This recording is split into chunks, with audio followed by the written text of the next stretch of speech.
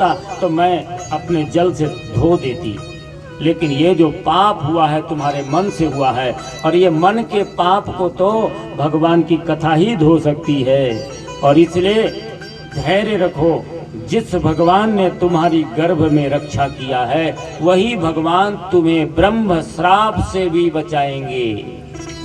और ये मार्गदर्शन मिल गया। परीक्षित जी अपना राज वैभव सब छोड़ करके गंगा के किनारे अनशन कर दिया, अन्न जल ये सब कुछ ग्रहण करना बंद कर दिया। और ये मार्गदर्शन जीवन का श्रृंगार तो सद्गुरु ही करते हैं, और सद्गुरु इतना सहज नहीं मिलते किसी को। हमारे जीवन की जब तक पात्रता निर्मित नहीं होती तब तक सद्गुरु का दर्शन नहीं होता। हमारे जन्म कर्म सबकी शुद्धि हो जाए, मातृ शुद्धि, पितृ शुद्धि, वंश की शुद्धि। कई बार लोगों का प्रश्न होता है कि हम तो इस अमुक जाति के हैं, क्या हमें भगवान नहीं मिलेंगे? भगवान तो सबको मिलेंगे। अंतर केवल इतना होगा कि कुछ वंश की परंपरा के अनुकूल हमारा जीवन सहज पवित्र बना हुआ है, इसलिए हमको थोड़ा आसान हो जाएगा। जिसका जीवन बर्तन यदि गंदा है तो थोड़ा ज्यादा देर तक उसे साफ करना पड़ेगा, फर्क इतना ही है। और परीक्षित की तो सभी शुद्धियां हो चुकी हैं। पांडवों का महान प्रतापी वंश है जो भगवान की कृपा प्राप्त है। और दूसरा, माता उत्तरा इतनी पावन और पवित्र है जिसने ऐसे अभिमन्यु जैसे महान पति को प्राप्त किया है। अभिमन्यु भी इतना महान है जो वीर गति अपने देश के लिए प्राप्त किया है, धर्म की मर्यादा की रक्षा करते हुए अपने प्राणों को बलि चढ़ाई। ऐसे माता और पिता, ऐसा वंश, और उन्होंने आहार छोड़ दिया, अपना राज्य छोड़ दिया, धन की लिप्सा छोड़ दिया, तो धन भी पवित्र हो गया। और अन्न जल ग्रहण करना छोड़ दिया तो आहार शुद्धि ही सत्य शुद्धि। आहार शुद्ध हो जाए तो जीवन शुद्ध हो जाता है। इसीलिए अखाद्य आहारों का सेवन करने वाले लोगों को ही शूद्र कहा गया था। जो मांस मदिरा आदि का सेवन करते हैं उन्हें ही सच्चे अर्थों में शूद्र कहा गया था। और जो भी इनको ग्रहण करता है उसका जीवन तमोगुणी होता है, वो परम पवित्र और पावन नहीं हो सकता है। इसलिए ऐसे लोगों से दूरी बनाने की हमारी परंपरा रही है। जैसे कोरोना में किसी ने देखा कि कौन जाति का आदमी है, इसको संक्रमण हो गया है, इससे दूर रहना, चाहे वो पिता ही क्यों न हो, नहीं तो इससे बीमारी लग जाएगी। ऐसे समाज में वो लोग जो ऐसे अशिष्ट जीवन जीते थे उनसे दूरी बनाने की हमारी परंपरा रही है, वो बाद में छुआछूत में बदल गई। जाति का महत्व नहीं था इसमें, कर्म का महत्व था। जो गलत कर्म करता है उससे दूरी बनाने की बात थी।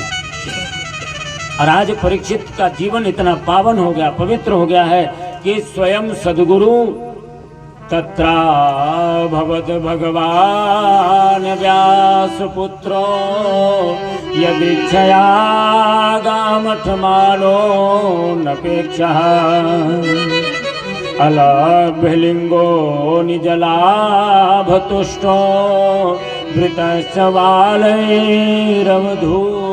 वेशः। और ऐसे नंग धड़ंग 12 वर्ष की अवस्था, किशोर अवस्था, जिनके पीछे पीछे बहुत सारे बालकों का एक समूह चलता रहता है, नंगा बाबा कहते हुए, ऐसे अवधूत वीतरागी परमहंस सुखदेव जी महाराज परीक्षित के सामने खड़े हो गए। बिना परिचय के अपना परिचय दे दिया है। बड़े बड़े ऋषि मुनि संत नारद आदि जैसे ऋषि सब खड़े हो गए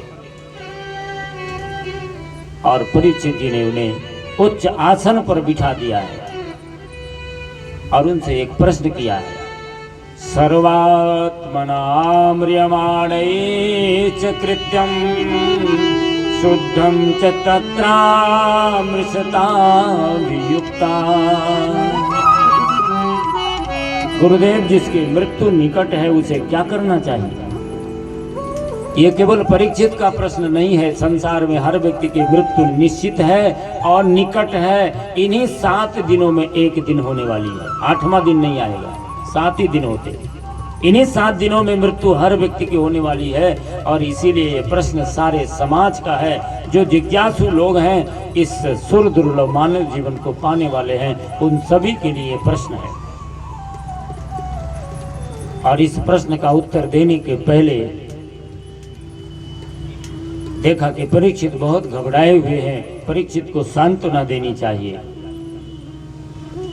और सुखदेव जी ने कहा कि राजन चिंता मत करो, एक सदगुरु श्रेष्ठ मिल जाए तो 7 दिन क्या, 7 मुहूर्त में, 7 सेकंड में, 7 निमिष में जीवन को वो मुक्ति दे सकता है।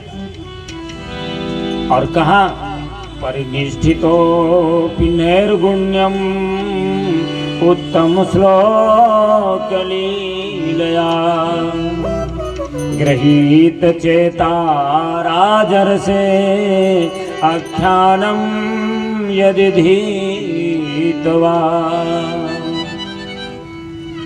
राजन चिंता मत करो, मैं तुमको इतनी सुंदर सुंदर कथाएं सुनाऊंगा, भगवान से तुम्हारा प्रेम हो जाएगा।